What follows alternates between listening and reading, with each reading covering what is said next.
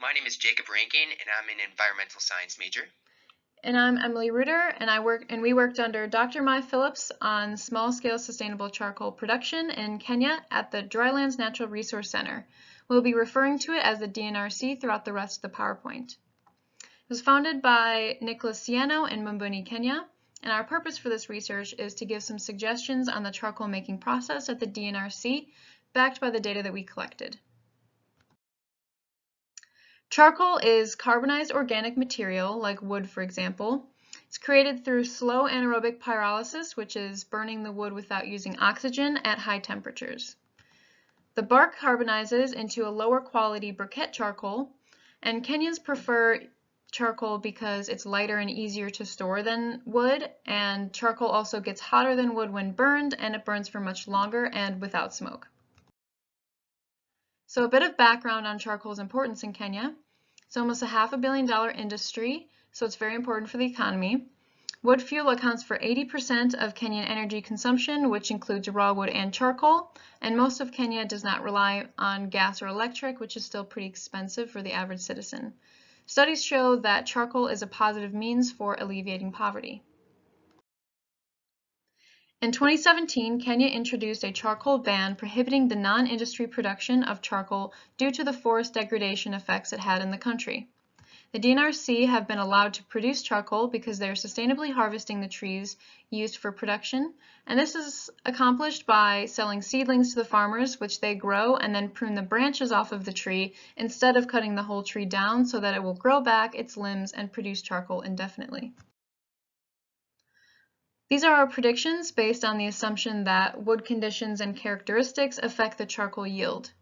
Wood dried for longer will produce a higher yield, and there will be a difference in yield between species. So we used 4 species, Terminalia brownii, Senecio, Acacia polyacantha, and Senes spectabilis.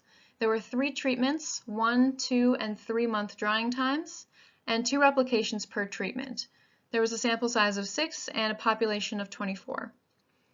Our measurements we took were the weight using a scale with an accuracy of 1/100th of a kilogram, diameter using a caliper with the accuracy of 1/100th of a centimeter, and moisture using a moisture meter that uses pins pounded into the center of the wood to measure conductivity with an accuracy of ±3%.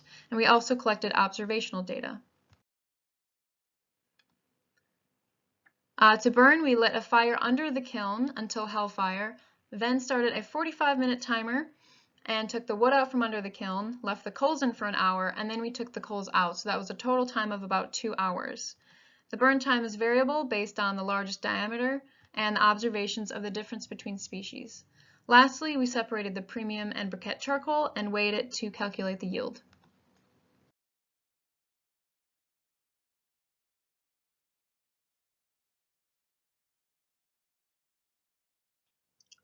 So we ran a series of statistical tests after we collected all of our data to test our hypotheses. The first was the species effect, or species type effect on yield. And because our data was non-normally distributed, we used a Kruskal-Wallis sum rank test to determine if there was a difference here. The results was that there was no significant difference between species. Our small sample size and low reproduction probably didn't provide enough power in the analysis to really determine if there was a true difference. Things start to get a little more interesting when we look at the quality of charcoal produced between species. In the upper left-hand corner, you'll see our graph of premium quality or charcoal yield between species. And the premium charcoal is that charcoal that is the carbonized wood after the carbonized bark was removed, and it has a longer burn time and produces less smoke. And we can see in the yellow and orange boxes that Senecio and Senes spectabilis had a significantly higher yields than Acacia polyacantha. In the lower left-hand box, we have our briquette charcoal yield and the different types of species that produced it. Briquette charcoal is that carbonized bark that doesn't burn for as long and produces smoke when it's burned. And there was a significant difference in briquette charcoal yield. Senecio and Senes spectabilis had a lower yield than Acacia polyacantha and Terminalia brownii. We did a regression analysis to see the moisture effect on yield, and the relationship was not very powerful, with an R-squared of 0.01.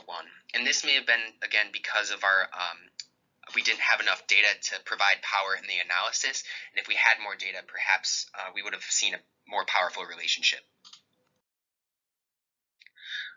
We do see a stronger relationship when we look at the length of drying time and its effect on yield.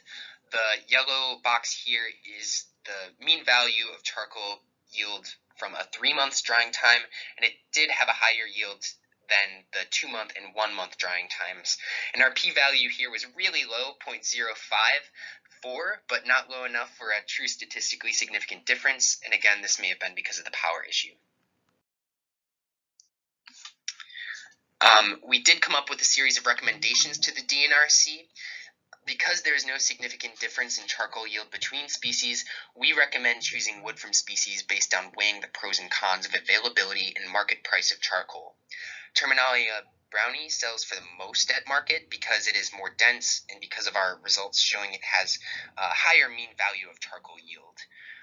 We recommend to the DNRC that they focus production with this species, but a con with that wood from Terminalia brownie is that it's limited availability because of its slow growth and high demand. If the Drylands Natural Resource Center is choosing between the less dense species, and if the market price is impertinent, then we recommend using Symposium and Spectabilis because of their higher yields of premium charcoal, lower yields of briquette charcoal, and that they are faster growing trees. We recommend to the Drylands Natural Resource Center that they dry their wood for at least 3 months before making it into charcoal because of our finding that longer dry time, about 3 months, has a higher yield. One thing we did notice in our qualitative observations that longer dry times expose the acacia species to pests.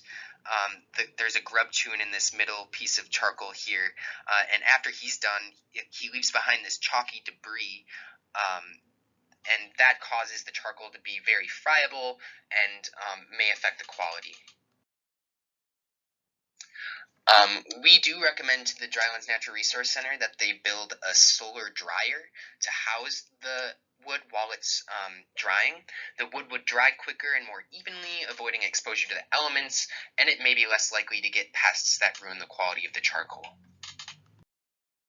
A few last suggestions are to use smaller diameter wood and to put the larger diameter pieces on the bottom of the kiln to ensure full carbonization. We also suggest that the pieces larger than 5.27 centimeters should be carbonized in the big kiln and not in the drum kilns. Thank you so much for listening, and a special thanks to our PI, Dr. Maya Phillips, for supporting us, and thanks to Nicholas Ciano for allowing us to be part of the DNRC, where we met many of our lifelong friends. If you have any great questions or comments, we would appreciate them, and thank you for viewing our presentation.